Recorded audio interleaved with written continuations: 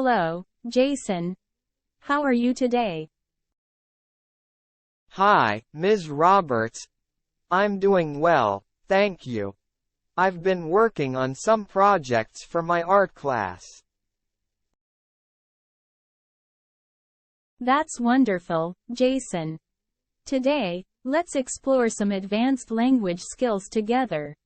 We'll start with expanding your vocabulary. Sounds good, Ms. Roberts. What new words will we be learning today?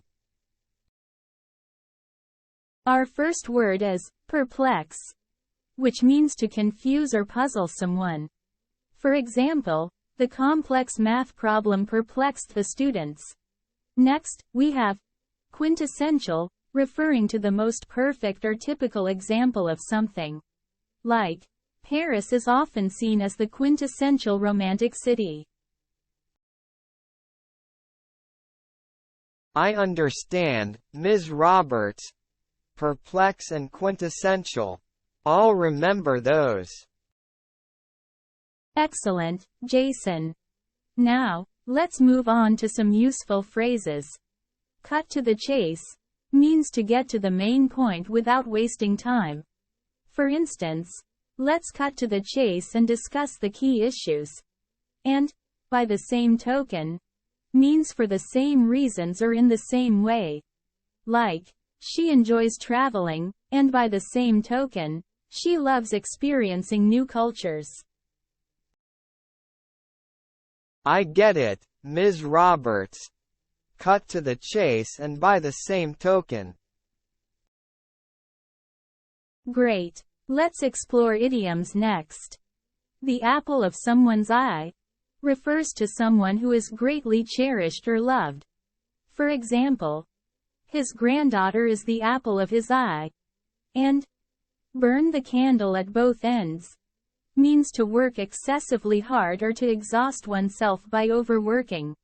Like, she burned the candle at both ends to meet the project deadline. Those idioms make sense, Ms. Roberts. The apple of someone's eye and burn the candle at both ends. Wonderful, Jason. Now, let's delve into phrasal verbs.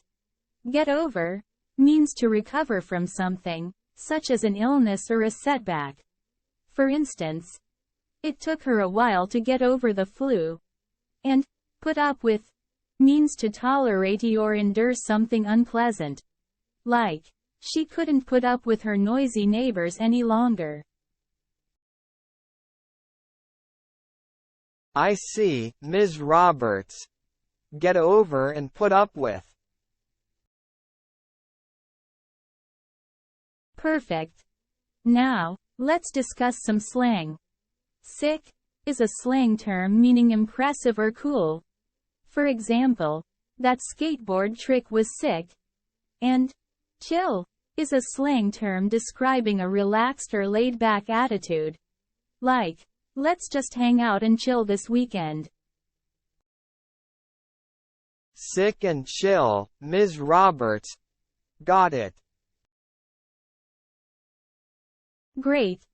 Now, let's focus on the future perfect tense. It's used to describe an action that will be completed before a specific time or event in the future. For example, by next year, she will have finished her degree. Here, will have finished indicates completion before a future time. So, it's like talking about something that will be finished before a certain point in the future? Exactly, Jason. You've got it. Remember to use will have followed by the past participle of the verb. I'll practice using the future perfect tense, Ms. Roberts. That's the spirit. And don't forget to incorporate the vocabulary, phrases, idioms, and phrasal verbs we've learned today into your conversations and writing. I won't forget, Ms. Roberts. Thanks for the lesson. You're welcome, Jason. Keep up the excellent work, and your English skills will continue to improve. If you have any questions, feel free to ask anytime. We hope you thoroughly enjoyed this conversation. If you're eager to further enhance your English skills, we warmly invite you to subscribe to our channel.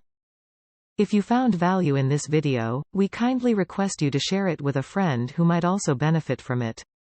Thank you sincerely for your unwavering support. Your encouragement means the world to us.